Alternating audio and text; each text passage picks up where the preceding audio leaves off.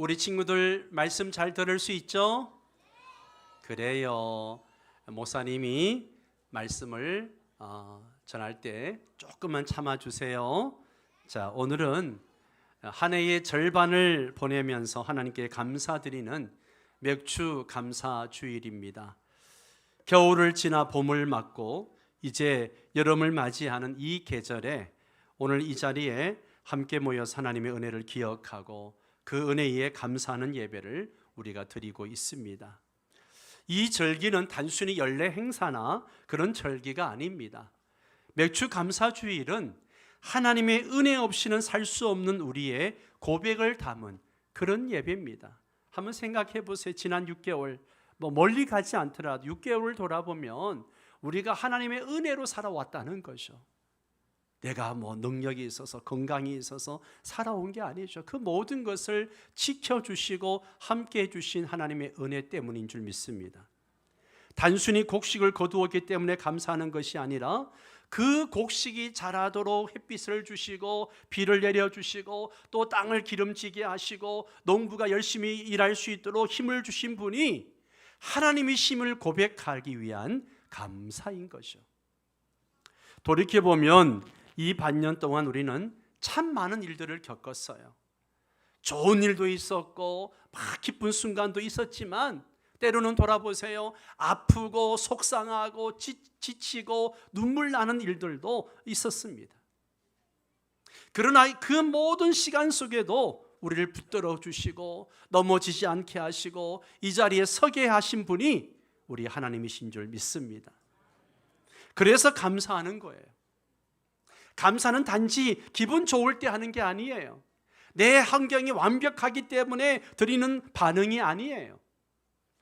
감사는 하나님의 은혜를 기억하는 믿음. 따라서 하세요. 기억하는 믿음. 기억하는 믿음에서 흘러나오는 고백입니다. 오늘 설교에서 중요한 단어입니다. 기억하는 거. 오늘 우리가 감사할 수 있는 이유는 하나님께서 우리 삶에 끊임없이 함께해 주셨기 때문입니다.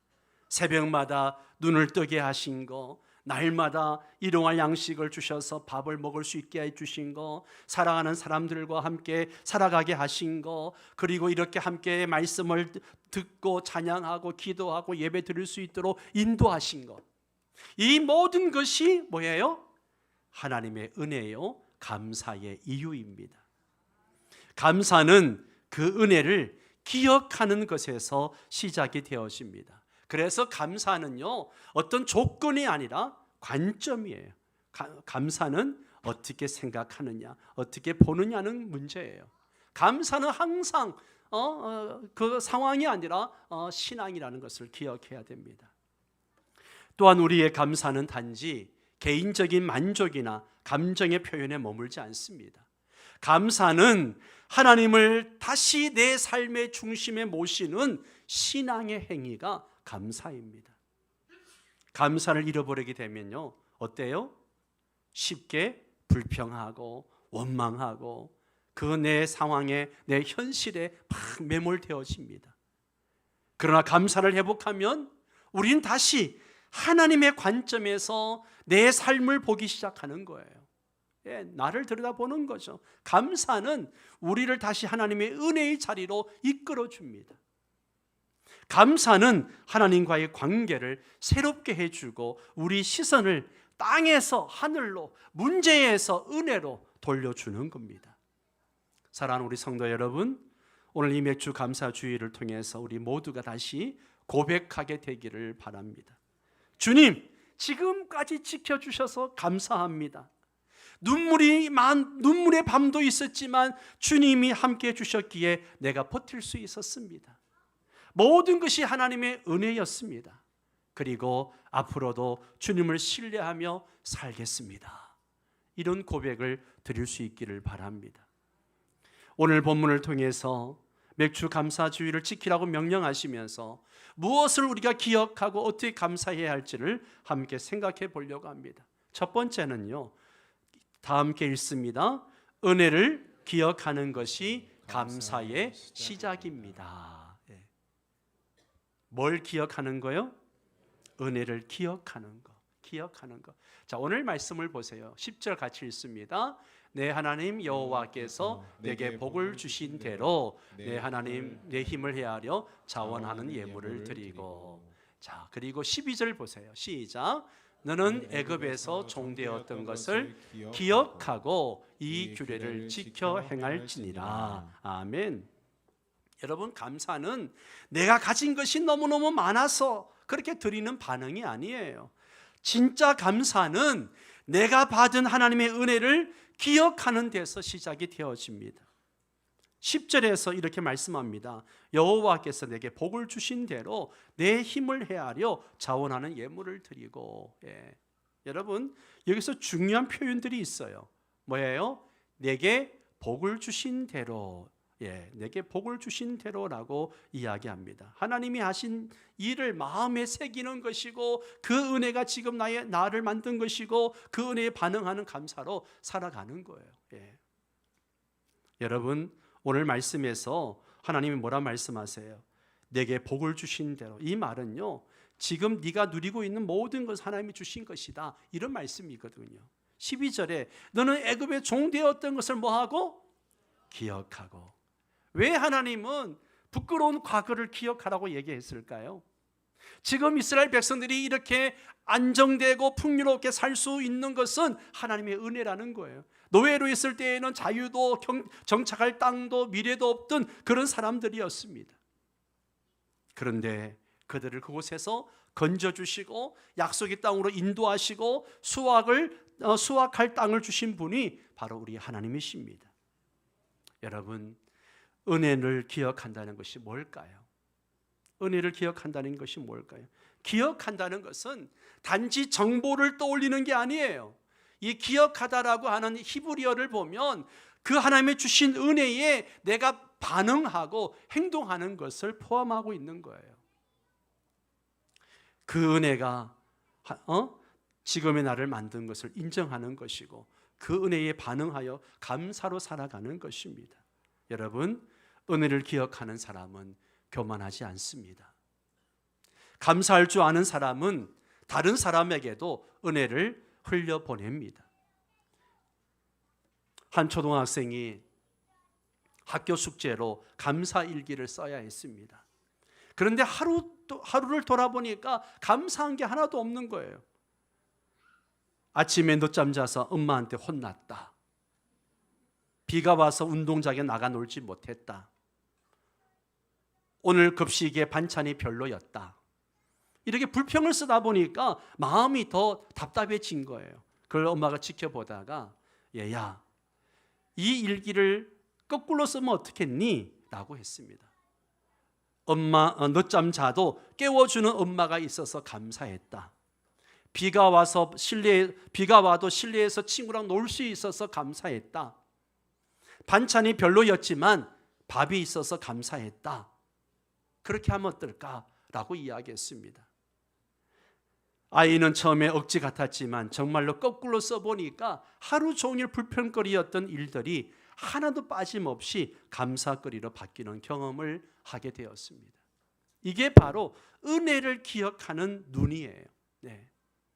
하나님이 함께 하셨다는 사실을 떠올리는 순간 우리의 시선은 바뀌고 우리의 마음은 부드러워지게 되고 감사는 자연스럽게 터져 나오는 거죠.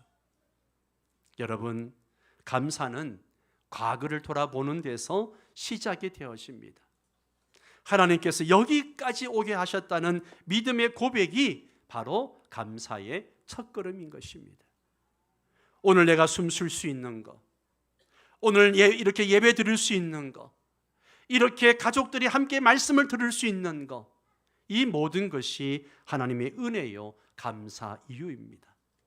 그러므로 성도 여러분, 오늘 하나님께서 여러분에게 주신 은혜의 기억을 마음 깊이 떠올려 보시기 바랍니다.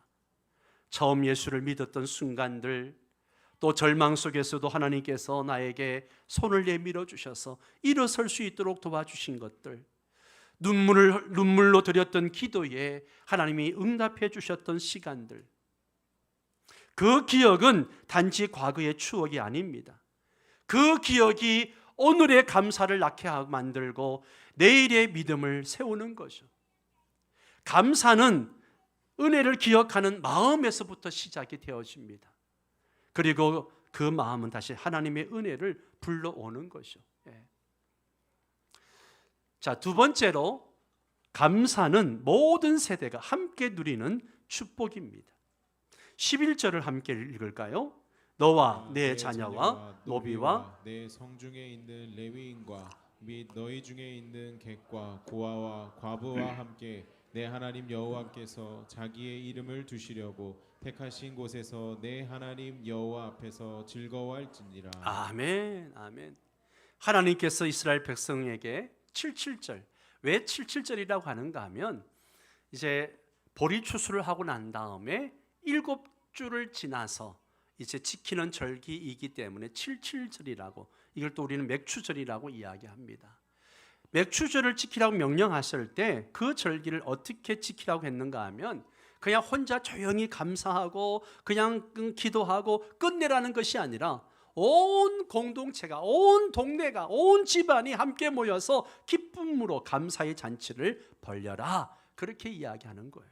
보세요, 너와 내 자녀와 가정이 함께라는 것이죠. 노비와, 이거는 함께 일하는 사람들과 함께 하라는 거예요. 내 성중에 있는 레위인과 객과 고아와 가부까지, 이방인과 소외된 이웃들까지도 모두 하나님 앞에서 함께 즐거워하라는 거예요. 이 말씀을 통해서 우리는 중요한 진리를 배우게 됩니다. 그건 뭔가 하면 따라서 같이 읽습니다. 감사는 공동체가 함께 누릴 때 완성됩니다. 여러분, 성경에서 감사는 언제나 함께라는 그런 의미를 갖고 있어요. 3대 이스라엘의 3대 절기 보세요. 6월절, 7절, 초막절, 이 절기를 지킬 때 어떻게 해요?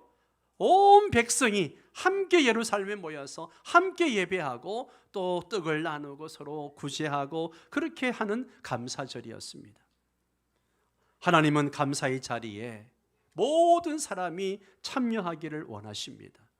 왜냐하면 하나님의 은혜는 감사절을 지키는 사람들에게만 임했습니까?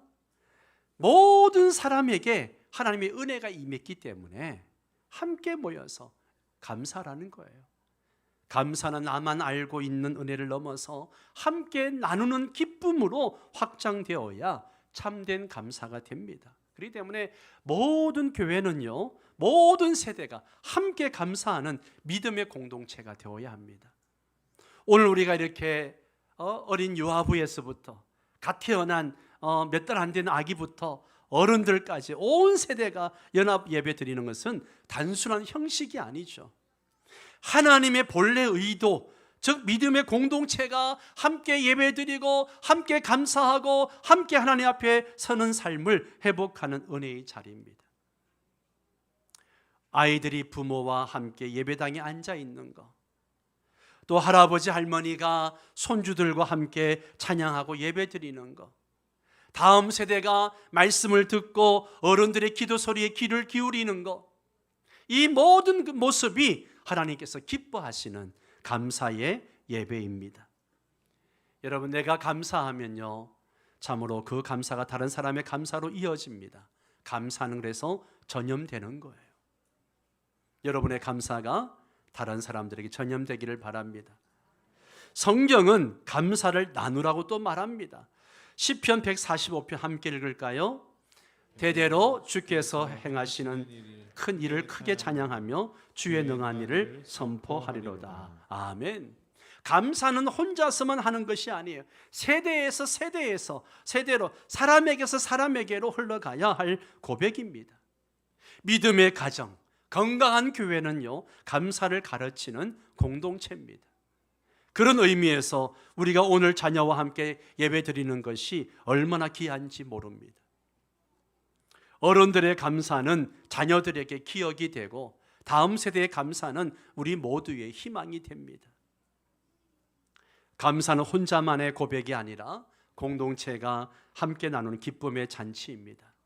하나님은 우리 각자에게 은혜를 주셨고요, 이제 그 은혜를 함께 나누기를 원하십니다. 오늘 이 예배가 우리 가정의 감사가 회복되는 시간, 또 우리 교회가 기쁨으로 하나 되는 시간, 우리 자녀들에게 믿음의 감사를 물려주는 그런 시간이 되기를 바랍니다. 하나님의 은혜는 함께 나눌 때 더 풍성해지는 거예요. 감사는 온 세대가 함께 누릴 축복입니다. 마지막 세 번째로 감사는 자원하는 마음으로 드리는 헌신이라고 말합니다. 10절 말씀을 함께 읽도록 하겠습니다. 내 하나님 여호와 앞에 77절을 지키되 내 하나님 여호와께서 내게 복을 주신 대로 내 힘을 헤아려 자원하는 예물을 드리고. 아멘. 감사의 마지막 모습이 어떤 모습인가? 그냥 기억하고 즐거워하는 것에서 끝나는 게 아니에요. 감사의 마음은 반드시 헌신의 행위로 이어져야 한다는 것이 오늘 말씀이에요. 다시 말해서 감사는 마음에 머무는 것이 아니라 참으로 하나님 앞에 실제로 드리는 자원하는 헌신으로 나타나야 됩니다. 자, 10절 말씀을 다시 보면요, 내 하나님 여호와께서 내게 복을 주신 대로 내 힘을 헤아려 자원하는 예물을 드리고 라고 했습니다. 여기서 두 가지 단어에 주목해야 됩니다. 내게 복을 주신 대로, 그리고 자원하는 예물을 드리고 라고 하는 거죠. 이 말씀은 우리에게 하나님께 드리는 감사가 억지로나 형식적으로 되어서는 안 된다는 거예요. 내가 받은 은혜에 대한 깊은 인식에서 우러나오는 자발적인 헌신이어야 한다 하는 말씀입니다. 여러분, 자원함은요, 기쁨에서 나오는 겁니다. 억지로 시켜서 되는 일이 아니에요. 그래서 고린도후서 9장 7절에 바울은 이렇게 이야기합니다. 함께 읽습니다. 각각 그 마음에 정한 대로 할 것이요 인색함으로나 억지로 하지 말지니 하나님은 절겨내는 자를 사랑하시느니라. 아멘. 아멘. 헌신이라고 하는 것은요, 해야 하니까 하는 것이 아니라 하고 싶어서 하는 것입니다. 왜요? 하나님께 받은 은혜가 너무 크기 때문에 그렇습니다. 어떤 아이가 엄마가 이제 생일을 맞이하니까 저금통을 꺼냈습니다. 엄마가 깜짝 놀라면서 야, 왜 저금통을 꺼내냐고 하니까 엄마 생일 선물을 제가 사드리려고요. 제가 모은 돈이니까 제 돈으로 엄마 생일 선물 사드릴 거예요. 그러니까 엄마가 너무 기분이 좋아서 그 아이를 꼭 안아줍니다. 그 아이가 뭐 값비싼 선물 해서가 아니라 그 아이가 자발적으로 드리는 마음에 감동받은 거죠. 여러분, 우리 하나님도 마찬가지입니다. 하나님도 마찬가지예요. 하나님께서 바라시는 것은 어떤 많은 액수나 또 대단한 업적이 아니에요. 기쁨과 자발적인 마음에서 우러나오는 헌신입니다. 그래서 감사는 하나님께 드리는 삶으로 나타나야 됩니다. 말이 아니라 삶의 드림으로 표현되어져야 됩니다. 그게 뭡니까? 시간을 드리는 거예요. 예배에, 그리고 봉사에 나의 귀한 시간을 하나님께 드리는 겁니다. 재능을 드리는 것입니다. 이렇게 찬양대 찬양으로, 또 아이들 가르치는 교사로, 또 여러 가지 식당 봉사로, 또 여러 가지 재능으로, 악기 연주로 자기 재능을 하나님 앞에 드리는 거예요. 그리고 물질을 드리는 겁니다.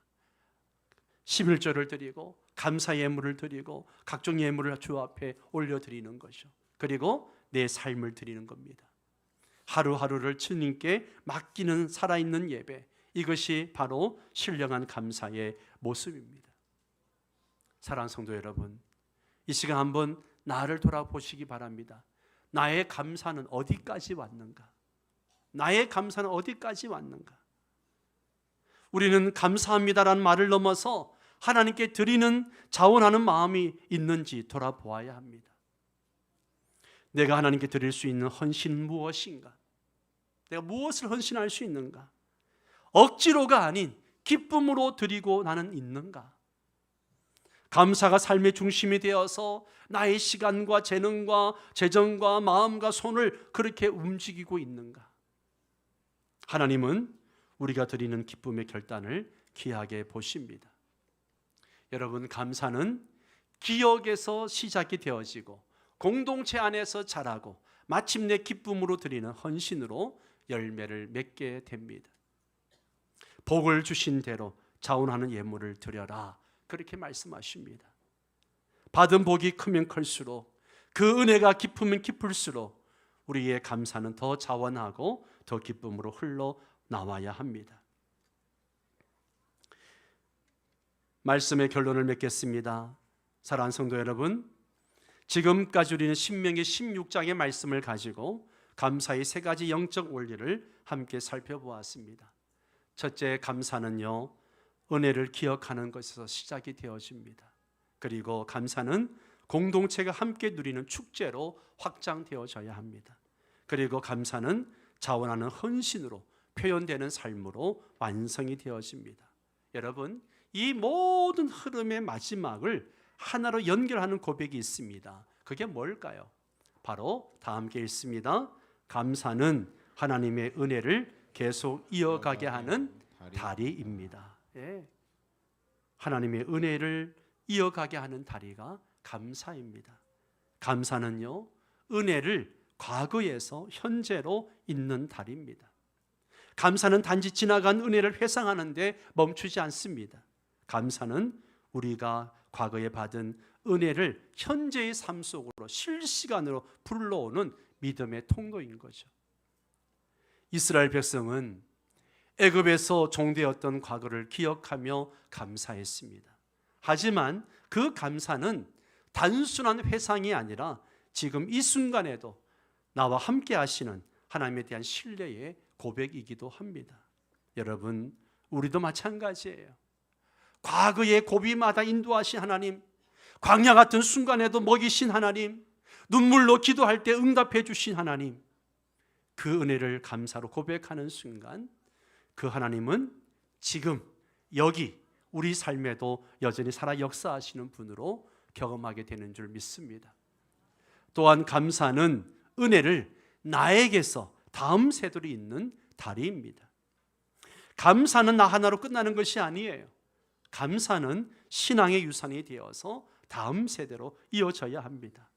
오늘 11절에도 보면 너와 내 자녀와 라고 하면서 가정 전체의 감사를 말씀하십니다.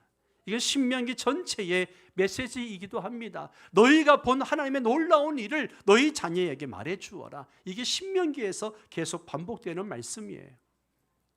사랑하는 우리 부모 여러분, 하나님이 여러분에게 행하신 놀라운 일들을 감사로 자녀들에게 전수해 줄 수 있기를 바랍니다. 감사는 믿음의 다리를 놓는 일입니다. 우리의 가정과 교회가 이 다리를 다음 세대에 건네줄 수 있기를 바랍니다. 마지막으로 감사는 은혜를 마침표가 아닌 쉼표로 만드는 다리입니다. 많은 사람들이 하나님의 은혜를 받았으면 이제 다 됐다라고 생각하며 안주하거나 멈추려고 합니다. 하지만 하나님은 복 주신 이유를 분명하게 말씀하십니다.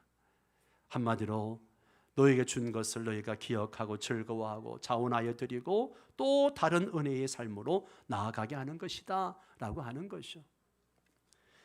하나님의 역사를 멈추게 하는 마침표가 아니라 더 큰 은혜를 나아가는 쉼표로 여러분의 감사를 사용할 수 있게 되기를 바랍니다. 오늘 우리는 맥주 감사 주일을 맞이해서 상반기를 돌아보며 주신 은혜를 기억하고 고백하고 있습니다. 하지만 이 감사는 오늘로 끝나서는 안 됩니다. 감사는 은혜를 더 깊이 경험하게 하고 은혜는 감사를 통해 다음 자리로 이어지게 합니다. 감사할 줄 아는 사람에게 하나님은 은혜를 멈추지 않으십니다. 왜냐하면 그 감사는 하나님과의 관계를 굳게 붙잡는 다리이기 때문에 그렇습니다. 오늘 우리가 드리는 이 감사가 우리의 믿음을 더 깊게 만들고 우리의 공동체를 더 따뜻하게 만들며 우리의 다음 세대에게 살아있는 신앙을 전해주는 복된 통로가 되기를 주의 이름으로 축복합니다. 감사는 하나님의 은혜를 계속 이어가게 하는 믿음의 다리입니다. 그 다리를 오늘 우리 모두의 삶 위에서 이어갈 수 있는 저와 여러분 되시기를 주의 이름으로 축원합니다.